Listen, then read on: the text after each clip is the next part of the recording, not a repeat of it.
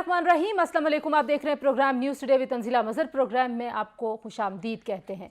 पाकिस्तान में इंतखाबात हो चुके, लेकिन इंतखाबात के बाद जिस सियासी इस्तेहकाम की मुल्क को ज़रूरत थी उसके दूर दूर तक आसार नहीं हैं। पूरे मुल्क में एक भौचाल है, पूरे मुल्क में इल्ज़ामात की बारिश है। हर सियासी जमात इन इल्ज़ामात में आगे आगे है। एक जमात कहती है हमारा मैंडेट चोरी करके दूसरी को दिया गया है, दूसरी जमात कहती है हमारा मैंडेट चोरी करके तीसरी को दिया गया है। और अगर इन तमाम चीज़ों को यूं टेबल पर रख के देखा जाए तो इस वक्त तमाम जमातें नाला हैं और तमाम जमातें ये कह रही हैं कि इलेक्शन चोरी हुआ है। जीतने वाले भी यही कह रहे हैं, हारने वाले भी यही कह रहे हैं, लेकिन कुछ हारने वाले गुस्से में भी हैं। मौलाना फजल रहमान साहब, जिनको बहुत बुरी शिकस्त का सामना करना पड़ा खैबर पख्तूनख्वा में, वो अपनी सीट भी डे खान से हार गए। उन्होंने एक नया पिंडोरा बॉक्स खोल दिया। उन्होंने एक इंटरव्यू में ये दावा किया कि उनके पास जनरल बाजवा और फैज़ हमीद साहब आए थे, जिन्होंने उनको कहा था कि अदम एतमाद लाई जाए, और उनके कहने पर यह अदम एतमाद लाई गई थी। आज पाकिस्तान पीपल्स पार्टी के सेक्रेटरी इत्तलात ने, पाकिस्तान मुस्लिम लीग नवाज की सेक्रेटरी इत्तलात मरीम औरंगजेब और फैसल करीम कुंडी, दोनों का मैं जिक्र कर रही हूँ, उन्होंने प्रेस कॉन्फ्रेंसेस करते हुए इस बयान की तरदीद की है। हम आपके सामने चंद हकाइक भी रख देते हैं। जो जनरल रिटायर्ड कमर जावेद बाजवा और साबिक DGI लेफ्टिनेंट जनरल रिटायर्ड फैज़ हमीद साहब के करीबी ज़राए हैं, उनके मुताबिक मौलाना साहब का ये बयान दुरुस्त नहीं है। उन्होंने इसकी सख्ती से तरदीद की है। और एक मुलाकात मौलाना साहब की आर्मी चीफ से हुई थी, जब मौलाना साहब उनके घर मिलने गए थे, और उस वक्त के ज़राए का ये कहना था कि ये मुलाकात कोई बहुत ज़्यादा खुशगवार नहीं थी। दूसरी मुलाकात मौलाना फजल रहमान साहब के साथ 26 मार्च 2022 को हुई थी, जिसमें कई अपोजिशन रहनुमा मौजूद थे। शहबाज शरीफ उनमें थे, बिलावल भुट्टो जरदारी साहब, अख्तर मेंगल साहब, शाहजेन बुगटी साहब और खालिद मकबूल सदीकी साहब भी मौजूद थे। लेकिन आप ये भी जहन में रखिए कि जो जिस वक्त की बात करें मौलाना साहब, जिन मुलाकातों और जब अदम एतमाद लाई गई थी, उस वक्त जब फैज़ हमीद ISI के DG की हैसियत से जा चुके थे, पेशावर के कोर कमांडर थे। उस वक्त उनका होना ज़ाहिरी बात है वो हो नहीं सकता था उस मुलाकात में। तो अब मौलाना साहब इन अपने बयानात के बाद क्या करेंगे, जो तरदीद सामने आई उसके बाद उनका क्या लाएमल होगा। अभी आपने कुछ गुफ्तगू सुनी है, हमारी सीनियर एंकर गरीदा फारूकी साहिबा के साथ भी मौलाना साहब बात कर रहे थे। लेकिन असल मसला इन बयानात का नहीं है। असल मसला ये है कि मौलाना साहब इमरान खान को एक बैरूनी साजिश कहते थे, और कहते थे बैरूनी कुव्वतों ने इमरान खान को पाकिस्तान मुखालिफ बयानिए के तहत मैदान में उतारा है। उनको एक ऐसा ब्रांड बनाया गया है जिससे इस मुल्क की सलामती को, सालमियत को ख़तरा पेश हो सकता है। तो आखिर ऐसा क्या हुआ इन इंतखाबात के नताइज के बाद कि मौलाना साहब को PTI में अब कोई ऐब नज़र नहीं आता, इमरान खान की जमात अब उनको बैरूनी साजिश का नतीजा नज़र नहीं आती। और मौलाना साहब जो हैं उनसे पाकिस्तान तहरीक इंसाफ के वफ़द ने मुलाकात की थी कल, और यही सामने आया है कि मिलकर एक तहरीक चलाई जाएगी। इसी तरीके से अगर सिंध की तरफ देखें तो GDA ने वहाँ पर एहतजाजी तहरीक का आगाज़ कर दिया है, जिससे JI के जो रहनुमा हाफिज़ नईम, उन्होंने भी बात की है, प्लेजो साहब ने भी बात की है। वहाँ पे जो एक महाज है वो पाकिस्तान पीपल्स पार्टी को इल्ज़ाम दे रहे हैं, और वो कह रहे हैं कि इलेक्शन चुरा कर पाकिस्तान पीपल्स पार्टी को सिंध में एक क्लीन स्वीप दे दी गई है। वहाँ पे वो भी नाला हैं। पीपल्स पार्टी को लगता है कि कराची में उनका मैंडेट चोरी करके MQM को दिया गया है, और PTI को लगता है कि कराची से उनका मैंडेट चोरी करके MQM को दिया गया, और MQM को 2018 में लगता था कि उनका मैंडेट चोरी करके पाकिस्तान तहरीक इंसाफ को दिया गया है।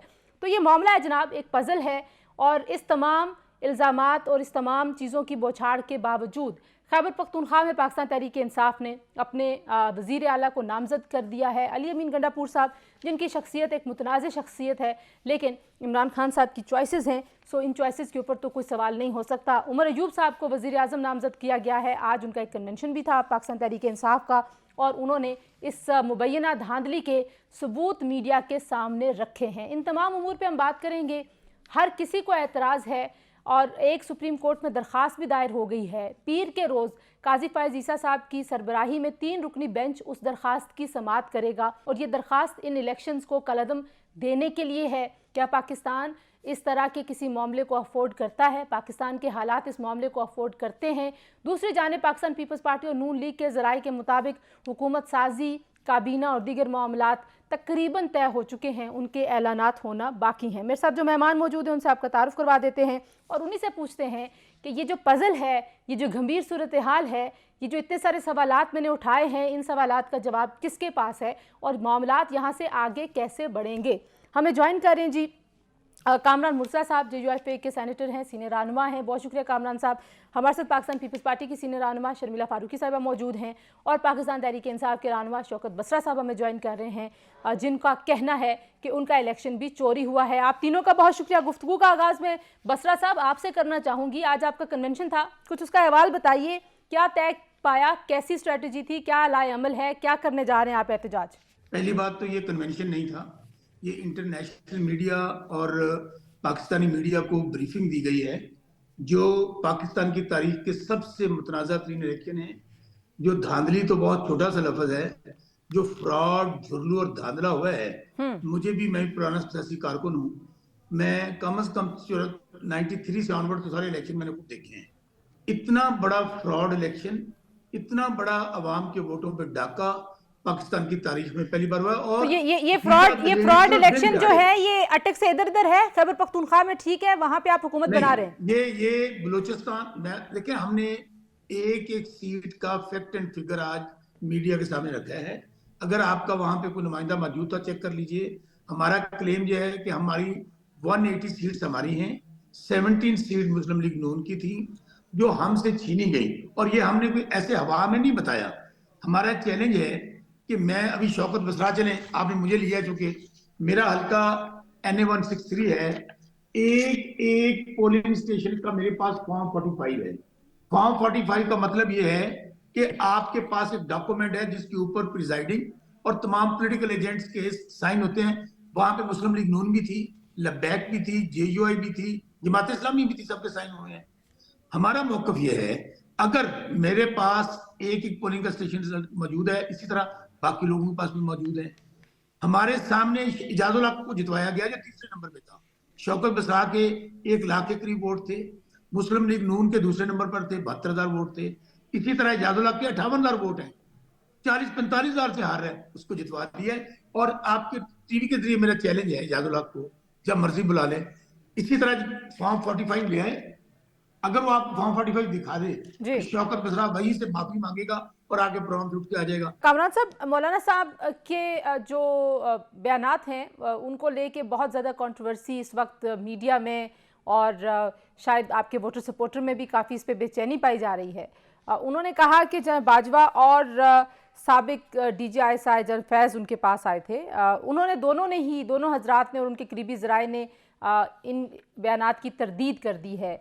आप किस तरह से देखते हैं मौलाना साहब के इस बयान को और उनकी तरदीद को जो जनरल बाजवा के करीबी ज़राए और जनरल फैज़ हमीद के करीबी ज़राए ने की है? देखिए, वो उनको तरदीद करना ही की वजह ये है कि अगर उन्होंने ऐसा किया था तो वो उन्होंने अपने जो फ़राइज़ थे उससे मावरा जाके, उससे बाहर जाके ये सारा कुछ किया था। मगर मैं देख रहा था कि 2 ऐसे स्टेटमेंट्स जो है ना वो आज मुझे जो है वो सपोर्टिव मिले इस मामले के। एक अख्तर मैंगल साहब का पार्टली वो सपोर्टिव था, और एक अहमद खान साहब का वो भी पार्टली सपोर्टिव था।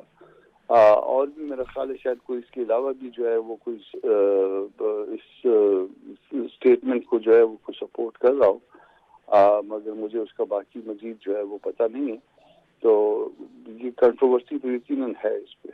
लेकिन अगर अदम एतमाद जनरल बाजवा के कहने पे लाई गई थी, मौलाना साहब के बयान को दुरुस्त मान लिया जाए, तो मौलाना साहब इतने जमहूरियत पसंद हैं कि वो उस हुकूमत का हिस्सा ना बनते, वजारतें ना लेते। JUIF इतने महीने उन वजारतों में रही, इलेक्शंस में गई, खान साहब के बिल्कुल ख़िलाफ़ रहे, उनको बैन अक़वामी प्रॉक्सी कहा, तो अब ये अचानक से यू टर्न क्यों ले रहे हैं? अब मुझे इस मामले का, पूरे मामले का पस मंज़र मालूम नहीं है, और ना इससे पहले मैं जानता था कि कोई इस तरह की कोई बात हुई है। तो मौलाना साहब से मेरी मुलाकात भी नहीं हुई है, और वो इंटरव्यू भी मुकम्मल तौर पे मैंने नहीं सुना, वो टिकट्स मैंने उसके देखे। तो अब पूरी बात जो है मुझे, मैं देख लूँ या उनसे समझ लूँ तो फिर इस बात पे जवाब दे पाऊंगा। मगर इस वक्त जो है ना वो मौलाना खुद इसकी वजाहत ज़्यादा बेहतर तौर पर कर सकते हैं। मैं वजाहत इतनी ज़्यादा नहीं कर सकता क्योंकि मामले से बेखबर हूँ। जो अब नई कंट्रोवर्सी है, अब ऐसे लग रहा है कि हर सियासतदान ये कह रहा है कि वो जो माजी में फैसले करता रहा है वो जनरल बाजवा के कहने पे किए, और उसमें ज़ाहिर है आप पे भी इल्ज़ाम आता है क्योंकि PDM ने जब हुकूमत बनाई तो पाकिस्तान पीपल्स पार्टी इत्तेहादी थी। मौलाना फजल रहमान साहब कह रहे हैं कि जनरल बाजवा और साबिक DGI फैज़ हमीद साहब के कहने पे अदम एतमाद लाई गई थी। क्या कैसे रिस्पॉन्ड करती हैं आप इसको? जी शुक्रिया तंजीला। देखिए जी, बड़ी सीधी सी बात है। दिस इज मौलाना's वर्ड अगेंस्ट जनरल बाजवा। तो हमें तो नहीं पता कि अंदर की कहानी क्या है, लेकिन मैं ये बिल्कुल वसूख के साथ कह सकती हूँ कि पीपल्स पार्टी किसी के कहने पे ना कुछ करती है ना पीछे हटती है। वोट ऑफ नो कॉन्फिडेंस लाना पीपल्स पार्टी का एक आइडिया था, और it is completely constitutional and legal. और आपको याद होगा जब पीपल्स पार्टी ने पीडीएम बनाई और जब तमाम सियासी जमातों को जो अपोजिशन में बैठी थी, जो जमहूरी सोच रखती थी, उनको एक प्लेटफॉर्म पे लेकर आए, तो उस वक्त एक 10-11 नकाती एजेंडा जो है वो सामने आया था, और उसके अंदर ये आखिरी नुकात ये था कि हम तमाम ऑप्शंस एग्जॉस्ट करेंगे और आखिरी ऑप्शन होगा वोट ऑफ नो कॉन्फिडेंस। आपको याद होगा ये उस वक्त की बात है जी, सितंबर 2021 की। जी जी। तो जब पीडीएम बना था, पीडीएम की पहली मुलाकात हुई थी, और जब एक टर्म्स ऑफ रेफरेंस तैयार हुए थे और पूरा एजेंडा तैयार हुआ था, तो उसमें ये ऑलरेडी मौजूद था। और आपको याद होगा कि बाकी जमातें तो कह रही थी कि हम इस्तीफा देके घर बैठ जाएंगे, लेकिन पीपल्स पार्टी वो वाहिद जमात थी जो कह रही थी कि नहीं, हम इंतखाबात में भी हिस्सा लेंगे, हम ज़िमनी इंतखाबात में भी हिस्सा लेंगे, और हम पार्लियामान में भी बैठेंगे, और हम आखिरी ऑप्शन जो होगा वो वोट ऑफ नो कॉन्फिडेंस होगा। और इसी तरीके से तमाम सिलसिले चले, जबकि आपको याद होगा उस दौरान पीपल्स पार्टी और पीडीएम के रास्ते अलग भी हो गए। पीपल्स पार्टी ने पीडीएम छोड़ दी, और फिर ऑफ कोर्स सारे लोगों का तो यही ओपिनियन था, बशमूल मौलाना साहब के, कि हमें इस्तीफे दे देने चाहिए। लेकिन पीपल्स पार्टी ने उनको कायल किया कि नहीं, आप इस्तीफे ना दें, आप बैठे पार्लियामान के अंदर। सो तो अब आपको इसकी वजह क्या नजर आती है कि अचानक मौलाना साहब जो हैं वो एक जमहूरी अमल, जिसको वो कहते रहे कि जमहूरी अमल है, उसके खिलाफ हो गए, और एक बैरूनी साजिश, उनके बकौल इमरान खान साहब को वो बैरूनी कुव्वतों की पपेट और उनकी साजिश कहते थे, आज उसके साथ हो गए। तो क्या वजह आपके ख्याल में? देखिए जी, मुझे नहीं पता मौलाना साहब की ये गुफ्तगू जो है उसके पीछे कौन है या क्या उनका thought process, I don't know. जो सामने बज़ाहिर नजर आता है वो यही है कि वो इंतखाबात बहुत बुरी तरीके से हारे हैं, और खैबर पख्तूनख्वा में तो बिल्कुल ही वाइप आउट हो गए हैं। तो शायद उनको ये बात दिल पे लगी, जो भी रीज़न है ये तो खुद ही वो बता सकेंगे। लेकिन अगर वो वोट ऑफ नो कॉन्फिडेंस का हिस्सा नहीं होना चाहते तो उस वक्त कह देते। मौलाना साहब को कौन रोक सकता है। जी बिल्कुल ठीक है, यहीं से गुफ्तगू को जोड़ेंगे जी। जरा एक ब्रेक ले लेते हैं, ब्रेक के बाद वापस आते हैं, हमारे साथ रहिए। प्रोग्राम में एक बार फिर आपको खुशामदीद कहते हैं, और ब्रेक पर जाते हुए हम बात कर रहे थे, ये अब मसला ये है कि जहाँ जहाँ जो हारा है वो मुख्तलिफ जगहों पे मुख्तलिफ दावे कर रहा है बसरा साहब, लेकिन अब आप लोग एहतजाजी तहरीक चलाएंगे बाकी हिस्सों में, लेकिन खैबर पख्तूनख्वा में आपने वज़ीर आला अपना नामजद कर दिया है। मरकज़ में क्या हो रहा है? आप अपोजिशन में बैठ रहे हैं आप लोग? देखिए, मेरा ख्याल में अभी दोबारा मैं आपसे कहूंगा, इसको लाइटली ना लें। ये आप मीडिया इसको जानबूझ के या तो पोर्ट्रे कर रहे हैं, ये देखें 2018 में भी हुआ था, अब भी हुआ। नहीं, हम लाइटली नहीं ले रहे। हम ये कह रहे हैं, देखें आप सुन लेना बसरा साहब, एक मुल्क के एक हिस्से में या मखसूस हिस्सों में आपको लगता है धांधली हुई है, खैबर पख्तूनख्वा में भी कोई दावेदार है कि धांधली हुई है। मौलाना साहब कहते हैं मेरा वहां से मैंडेट छीनी गई है। मैं आपको फिर कह रहा हूं, हमने रिकॉर्ड पेश किया है।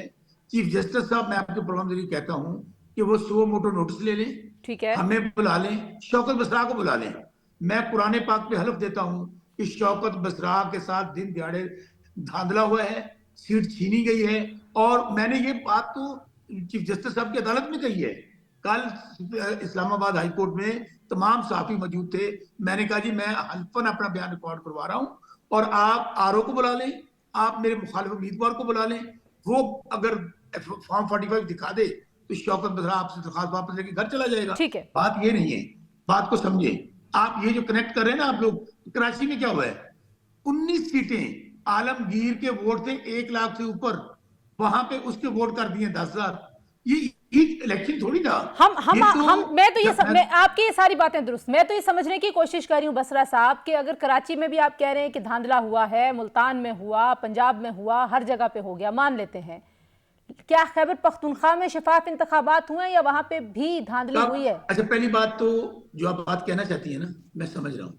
एक बात समझ लें, जो इन्होंने बदमाशी और गुंडागर्दी पंजाब में की है ना और कराची में की है, अगर ये गुंडागर्दी बदमाशी करते पठानों के साथ, तो पठान जो है ना, इनकी अकल टिकाने लगा देते।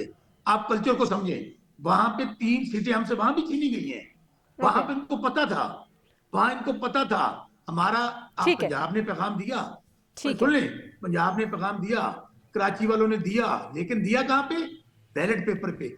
अभी हमें शायद थोड़ा टाइम लगे इनके सामने आने में, लेकिन अब वक्त आ गया है। ये बात एमएनए एमपी बनने की नहीं है। पीटीआई की तरफ रुजू करने की वजूहात तो कुछ आपको पता होंगी, जाहिर है आप सियासी जमात का हिस्सा हैं बड़े ज़माने से, आप उनके एडवाइज़र भी हैं लीगल मामलात में भी, पॉलिटिकल मैटर्स में भी। मैं यकीनन उनका लीगल मामलात में एडवाइजर हूँ, मैं मजलिस आमला का मेंबर हूँ। पीटीआई की तरफ से रुजू शायद हमने नहीं किया, इसको थोड़ा सा करेक्ट कर लेते स्टेटमेंट को। पीटीआई मिलने आई थी, पीटीआई कल मिली आके, और हमने एक हमारा एहतजाज था इलेक्शन के हवाले से, उसमें धांधली के हवाले से, और पीटीआई का भी था। और पीटीआई वाले जो है वो कल मौलाना साहब के घर आए थे। तो कोई घर आएगा तो हमारे सर आंखों पे हमको उसको इकराम करना है उसका, और वो इकराम हमने किया। लेकिन आपका जो दावा है जेयूएफए का सेनेटर साहब, वो तो खैबर पख्तूनख्वा में ज़्यादा मैंडेट का दावा है आपका, क्योंकि आपका वहाँ पे ज़्यादा फुटप्रिंट है। वहाँ पे सबसे ज़्यादा जो नशिस्तें हैं वो पाकिस्तान तहरीक इंसाफ के आज़ाद उम्मीदवारों को मिली। मौलाना साहब कहते हैं हमारा मैंडेट चोरी हुआ, डे खान से भी चोरी हुआ, तो जिनको दिया गया वो तो पीटीआई है, तो पीटीआई के साथ ही मिल के एहतजाज करना ये बहुत कंफ्यूजिंग नहीं है? ये कोई बहुत समझ आने वाली सियासत तो है नहीं। पार्लिमानी जमहूरियत में ऐसा होता है कि आप बहुत से नकात में किसी एक नुक्ते पे या एक से ज्यादा नकात पे आप मुतफिक होते हैं और बाकी मामलात में आपका इख्तिलाफ बरकरार रहता है। इवन हुकूमतों में जब आप शामिल होते हैं तो भी उसमें बहुत से मामलात में आपको इत्तफाक होता है और बहुत से मामलात में इत्तफाक नहीं होता है। हमारा फिल वक्त इत्तफाक जो है वो सिर्फ एक बात पे है कि धांधली हुई है, इलेक्शन रिग्ड हैं। इसके अलावा मजीद कोई इत्तफाक की बात अगर आपके सामने आई है तो मुझे बताइए, मैं उसको रिस्पॉन्ड करूंगा। शर्मिला साहिबा, अगर इसको लार्जर पिक्चर में देखें कि हर तरफ से आवाज़ें उठ रही हैं कि शफाफ इंतखाबात नहीं हुए, अभी जीडीए का एक एहतजाज चल रहा है पाकिस्तान पीपल्स पार्टी के खिलाफ। वो समझते हैं कि सिंध पूरा का पूरा उठा के आपको दे दिया गया है, यानी कि उनका मैंडेट चोरी करके पीपल्स पार्टी को दे दिया गया है। मौलाना साहब कहते हैं खैबर पख्तूनख्वा में उनका मैंडेट चोरी करके पाकिस्तान तहरीक इंसाफ को दे दिया गया है। पाकिस्तान तहरीक इंसाफ कहती है पंजाब में उनका मैंडेट उठा के नून लीग को दे दिया गया है। बलोचिस्तान की तो बात ही ना करें, बलोचिस्तान तो हम सभी को पता है। तो इस पूरे प्रोसेस को अब आप नहीं समझती कि ये मुल्क का मजाक है, ये जमहूरियत का मजाक है, ये इंतखाबात का मजाक है? तंजीला, बात ये है कि जहाँ तक जीडीए का ताल्लुक है, आपको याद होगा ये पहली बार जीडीए सिंध में पीपल्स पार्टी के खिलाफ इलेक्शन नहीं लड़ी। ये 2013 में भी हुआ था, 2018 में भी हुआ था, और ये कोई सिंध कभी स्वीप नहीं करते। 2018 में भी इनकी 3 सीटें थी सिंध से, और नेशनल असेंबली की, और आई थिंक सिंध असेंबली में 3-4 थी, ऐसे कुछ थे इनका। कोई ऐसे कोई ये नहीं था कि पूरा सिंध इन्होंने फतेह कर लिया था। पीपल्स पार्टी ने सिंध में काम किया है। लोग जानते हैं कि सिंध में काम कौन करता है, कौन है जो लोगों की सर्विस करता है। ये तो अपने हल्के में जाते ही नहीं है। और इस दफा इलेक्शन से पहले जीडीए के जो 1-2 एमएनएस थे, उन्होंने जीडीए छोड़ के पीपल्स पार्टी में शमूलियत अख्तियार कर ली। और हमारे जो यहाँ पर कैंडिडेट्स हैं, आप यकीन करें, देखें, कोई किसी को इलेक्शन खा के नहीं दे सकता। यहाँ पर जो हमारी लीड है, कई हलकों में तो 50-50 हज़ार की लीड है। सायरा बानो साहिबा ने आज वहाँ पे खिताब करते हुए कहा कि अगर कुछ इजाज़त होती किसी की जान लेने की, वो तलवार उठाती और जिन लोगों ने सिंध को खा लिया उनके सर कलम करती जाती। तो इस पे क्या रिस्पॉन्स है आपका? देखिए तंजीला, हम पीपल्स पार्टी की जानिब से ऐसी जारहाना सियासत नहीं करते, मारने की, मरने की, या किसी का सर कलम करने की। इलेक्शंस में हार और जीत जो है ये एक फैसला होता है जिसको आपको बड़े खुले दिल से तस्लीम करना चाहिए। और सायरा बानो साहिबा मेरे लिए बड़ी काबिल एहतराम है, खातून है, मैं ऐसी गुफ्तगू उनके लिए हरगिज़ नहीं करूँगी। लेकिन वो लास्ट टाइम रिजर्व सीट पे आई थी, इस दफ़ा पहली बार वो इलेक्शन लड़ रही थी, और उस एरिया से लड़ी थी जहाँ पर हमारा कैंडिडेट बहुत ही मजबूत है। उसने बहुत वहाँ पर सर्विस की है लोगों की, और बड़ी लीड से वो जीता है। सो इस किस्म की बातें करना, सर कलम कर देना, ये कोई मुनासिब नहीं है, बिलखुसूस खातून के लिए इस किस्म की बात करना। हम हमेशा ऐसी बातों को, ऐसे लबो लहजे को, ऐसी गुफ्तगू को हम डिस्करेज करते हैं कि ना करें। क्योंकि देखें, कौम आपकी तरफ देख रही थी। जब आप एक पब्लिक रिप्रेजेंटेटिव होते हैं, पॉलिटिशियन होते हैं, आपके आपके जो कारकुन हैं, वो लोग आपकी तरफ देख रहे होते हैं। जो लबो लहजा आप इस्तेमाल करेंगे, वही लबो लहजा वो इस्तेमाल करेंगे। और पिछले कई सालों से, जब से पीटीआई सियासत में आई, आपने देखा है कि ये सियासत कितनी जारहाना हो गई है। और जब बिलावल भुट्टो जरदारी साहब कहते हैं ना, नई सोच को जन्म दो, ये वही नई सोच है। ये नफरत की सियासत, ये मरने मारने की सियासत, जेलों में डालने की सियासत, ये गलत बात है। आगे चलें, आगे की जानिब देखें। बसरा साहब, आप मौलाना फजल रहमान साहब ने जो अभी बयान दिया है जनरल फैज़ साहब और जनरल बाजवा साहब के हवाले से, उसको किस तरह से देखते हैं? मतलब अब आप लोग मौलाना साहब की बात पे आमीन कहेंगे? अच्छा, पहली बात तो ये है, हमारी तमाम वो जमातें जो हमारे नुक्ता नजर से इत्तेफाक करती हैं कि इस इलेक्शन में फ्रॉड और धांधला हुआ है, हम सबको इनवाइट किया है तो आए हमारे साथ शामिल हो। हम इसके लिए असेंबली के अंदर भी और असेंबली के बाहर भी लाहे अमल देंगे और हर सूरत में आएंगे और इस तरह सुकून से नहीं बैठेंगे। मौलाना फजल रहमान साहब ने हमारे लाहे अमल से इत्तेफाक किया है, वो अपोजिशन में बैठना चाहते हैं, वो हमारे साथ, हमारा कोई इत्तेहाद गवर्नमेंट का नहीं है, ये बात पहले ज़हन में रख लें। ठीक है। दूसरी बात, आगे जो कल उन्होंने, सच तो सच होता है, एक ना एक दिन तो अल्लाह मेरा अलहक है, सच तो सामने आने होता है। हम तो पहले दिन से कह रहे हैं कि साइफर आया, साइफर बाजवा साहब को आया और सारा कुछ जो था एक मनसूबा बंदी के ताबे बाकायदा वो अच्छा ठीक है, प्लांट और उसके देख लें। अगर मैं साइफर की डिटेल में जाऊंगी तो बहुत लंबी बात हो जाएगी। अब जो सरदस्त आपको एक और चैलेंज है वो ज़ाहिर हुकूमत साजी के मामलात हैं। क्या बिलावल साहब सिर्फ काबीना का हिस्सा नहीं बन रहे, ये फैसला किया पाकिस्तान पीपल्स पार्टी ने, या आप लोग कोई वजारतें ले ही नहीं रहे और सदारत आप लेना चाह रहे हैं? ये करेक्ट मी। देखिए, हम लास्ट टाइम पीडीएम के साथ हमने शमूलियत अख्तियार की थी वफाक में, और पीएमएलएन का सारा मलबा हमारे ऊपर भी पड़ा। हालांकि हमारे पास 10 वजारतें थी, लेकिन हमें जवाब देना पड़ा पूरी हुकूमत का। हम नहीं समझते कि इस बार हम वो चीज़ अफोर्ड कर सकते हैं, ना ही वो हम करना चाहते हैं। हमें प्राइम मिनिस्टर बनाने का मैंडेट नहीं मिला, हम उसका एहतराम करते हैं, चाहे जो भी हुआ, फ्री फेयर इलेक्शन हो या कहीं पर इलेक्शन चोरी किया, वट एवर द रीज़न, वो एक अलग कहानी है। लेकिन पीएमएलएन के पास हमसे ज़्यादा सीटें, उन्होंने हमारी मदद मांगी। हमने कहा ठीक है, हम आपको प्राइम मिनिस्टर इलेक्ट करने में आपकी मदद करेंगे, लेकिन हम बैठ के असेंबली में एक मुस्बत तनकीद करेंगे। हमारे पास देखिए, हमारा जो मैनिफेस्टो है वो अवामी है, पीएमएलएन का मैनिफेस्टो कुछ और है, उनकी आइडियोलॉजी कुछ और है, पीपल्स पार्टी की आइडियोलॉजी कुछ और है। हम समझते हैं कि हम पार्लियामान में बैठ के एक अच्छी पार्लिमानी सियासत करके बेहतर तरीके से आवाम की खिदमत कर सकते हैं। वजारतें इज़ नॉट इम्पॉर्टेंट तंजीला, वजारतें लेना ये बहुत आसान काम है, दे देंगे हमें पीएमएलएन वजारतें, लेकिन हमें वो चाहिए नहीं। हमें खिदमत करनी है, हम करेंगे, हम सिंध में करते रहेंगे, जहां जहां हमें मैंडेट मिला है वहां पर हम खिदमत करते रहेंगे। ठीक है जी, लेट्स टेक अनदर ब्रेक, और ब्रेक के बाद वापस आते हैं। तो इस मामले से अब आगे कैसे निकलेगा मुल्क हमारा, ये भी अपने मेहमानों से पूछते हैं। हमारे साथ रहिए। प्रोग्राम में एक बार फिर आपको खुशामदीद कहते हैं। और ब्रेक पर जाते हुए हम बात कर रहे थे, अब आप और मौलाना साहब एहतजाजी तहरीक चला रहे हैं, खैबर पख्तूनख्वा में आप हुकूमत बना रहे हैं। हर जमात, हर जगह पे मुख्तलिफ जमातें दावा कर रही हैं कि उनसे मैंडेट चोरी हुआ है। पाकिस्तान पीपल्स पार्टी को लगता है उनका मैंडेट एमक्यूएम को दिया गया है, वहाँ पे पीटीआई भी दावेदार है, बलोचिस्तान में बहुत सारे लोग इस बात की शिकायत कर रहे हैं। तो क्या ये निज़ाम चलेगा इस तरह से? जो पार्लियामान अभी वजूद में आएगी, पार्लियामेंट, कौमी असम्बली, वो चलेगी नहीं चलेगी? कैसे देखते हैं बसरा साहब आप? Absolutely not. हजरत अली का कौल है, कुफर की हुकूमत चल सकती है, जुल्म और जबर का निज़ाम नहीं चल सकता। ये चल सकता नहीं, इसलिए कि आप लोगों को ये समझ रहे हैं कि वो भेड़ बकरी हैं, आप लोगों का तमस्सा उड़ा रहे हैं, आप लोगों के मुंह पे थप्पड़ नसीब कर रहे हैं कि वोट जो कौम की अमानत है, उनसे आप वोट छीन लें, उनका वोट डाला शौकत बसरा को, निकले ये पिंडी के भगौड़े आमर ज़ियाउल्लाह के बेटे के संदुकड़ी में, और वहां पे ऐलान कर दें जो 40 साल से आ रहा हो, आप रेहाना डार जिसने 50 साल से रहा है, ये ख्वाजा आसफ को, हमारा चैलेंज, मैं तो कह रहा हूँ, तो ये निजाम नहीं चलेगा। ये निजाम पहले ही, पाकिस्तान इस वक्त मेक और ब्रेक पे खड़ा है, लोग भूख से मर रहे हैं, अफलास से मर रहे हैं, और नहीं ये जो पार्टियां कहती हैं हमें एक और बारी दे दो, 4 बार वजीर आला, 4-5 वजीर आजम, 16 महीने की हुकूमत, क्या इन्होंने नहीं तो किया? आप लोग फिर खैबर लोग पख्तूनख्वा में भी खुदकुशियां ना करने पे आ बनाए गए। ना, हुकूमत खैबर पख्तूनख्वा को भी आप वहां पे भी एहतजाज करें, किसी और को बनाने दें अगर किसी के पास, और किसी के पास।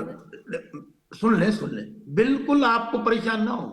अगर ये हुकूमत बन रही है ना, ये हुकूमत भी हम इनको इनके अंजाम तक पहुंचाने के लिए बनाएंगे। ठीक है। हमें कोई वजीर आला या एमपीए एमएनए नहीं। इमरान खान पाकिस्तान का मुकदमा लड़ रहा है, पाकिस्तान के नौजवानों का मुकदमा लड़ रहा है। वो इस्लाम उम्मा में हजूर की रिसालत का मुकदमा लड़ने वाला लीडर है।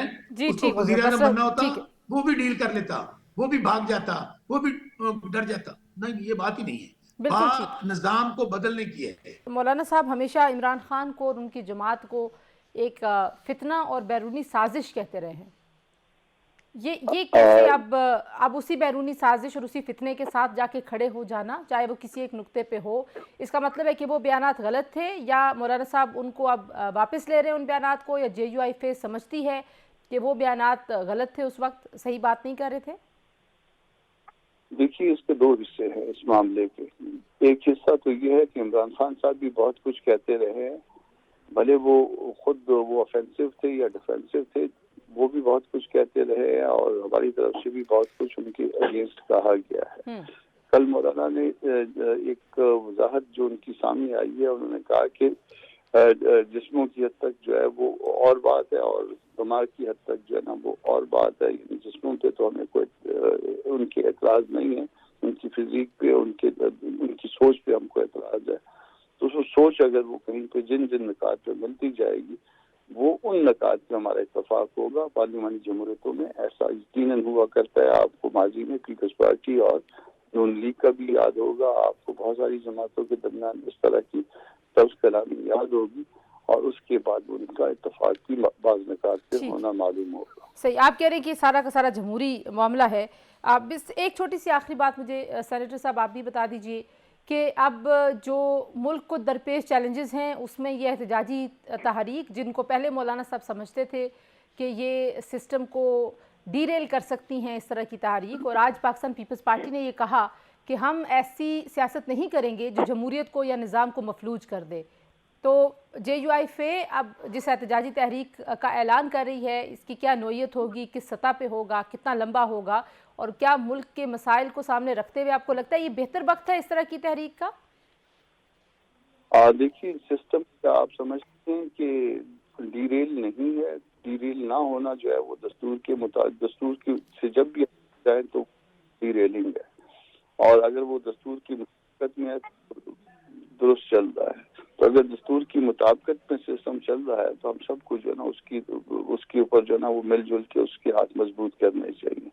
और अगर कहीं पे भी दस्तूर से बाहर निकला हुआ है, कहीं से भी दस्तूर की क्रीज से बाहर निकला हुआ है, तो हम उसमें कह सकते हैं कि ये ऑलरेडी डीरेल है। अब इसको आप बेहतर तौर पे वो कर सकती हैं। अगर मजीद आपको अगर आपकी इंटरप्रिटेशन इसकी चाहती हैं तो मैं मजीद इंटरप्रेट कर देता हूँ। मसला निज़ाम का है, निज़ाम दुरुस्त होना चाहिए। मसला इख्तियार का है, अपना अपना इख्तियार दस्तूर के मुताबिक इस्तेमाल होना चाहिए। आखिरी सवाल मेरा शर्मिला आपसे भी यही है कि अब इसका वे फॉरवर्ड क्या है? यानी कि आपके भी लोग हैं, जहां सिंध में आप कुछ जगहों से हारे हैं, वहां पे भी कहा जा रहा है कि धांधली हुई है। कराची में आप लोग कह रहे हैं कि हमारा मैंडेट चोरी हुआ है। नदीम अफजल चंद साहब की मैं गुफ्तगू सुन रही थी, सीनियर जर्नलिस्ट आसमा शिराजी साहिबा के साथ वो बात कर रहे थे, और वो कह रहे थे कि मुझे हराया गया है, मैं पहले नंबर पर था, तीसरे नंबर से नून लीग को ऊपर किया गया है। यानी कि आपकी जमात भी शामिल है उन लोगों में जो धांधली का इल्ज़ाम लगा रहे हैं। सभी लगा रहे हैं इल्ज़ाम, अब तो कोई रहा नहीं है। तो कैसे निज़ाम चलेगा, इसका कोई हल है? तंजीला, देखिए, तहफ़्फ़ुज़ात हैं, शिकायत हैं, रंजिशें हैं, और उनका एक तरीक़ेकार है उनको एड्रेस करने का। एक लीगल प्रोसेस है, इलेक्शन कमीशन है, फिर ट्रिब्यूनल है, फिर हाई कोर्ट और सुप्रीम कोर्ट है। हमें वो अडॉप्ट करना पड़ेगा। कोई चीज़ ये सड़कों पे धरने देने या गालम गलोच करना या मरने मारने के सर कलम करने की धमकियां देना, ये पीपल्स पार्टी का शेवा नहीं है, ना पीपल्स पार्टी की ऐसी सियासत है। हमें भी शदीद तहफ़्फ़ुज़ात हैं। 127 से बिलावल भुट्टो ज़रदारी साहब वाज लीडिंग द पोल्स, लेकिन जब अगले दिन रिजल्ट आया तो उनको हरा दिया गया था। चंद साहब के इश्यूज है, कराची में हमें इश्यूज है, कराची में हमने बहुत काम किया। और आपने बिलावल भुट्टो ज़रदारी साहब की वो तारीखी रैली देखी थी ना, जो कराची में उन्होंने निकाली थी, कि एक अवाम का जमे गफीर था जो 14-15 घंटे उनके साथ चलता रहा, सही। और हर हल्के में। तो इश्यूज हैं, लेकिन again we will go to the ECP and the tribunal for that. तो देखिए आगे तो चलना है ना। बहुत शुक्रिया शर्मिला फारूकी साहिबा, सेनेटर कामरान मुर्तज़ा और शौकत बसरा साहब, आपने गुफ्तगू सुनी हमारे मेहमानों की। आज से प्रोग्राम के लिए इतना ही जी। इंशाल्लाह कल आपसे दोबारा मुलाकात होगी। अपना बहुत सारा ख्याल रखिए। अल्लाह हाफिज़।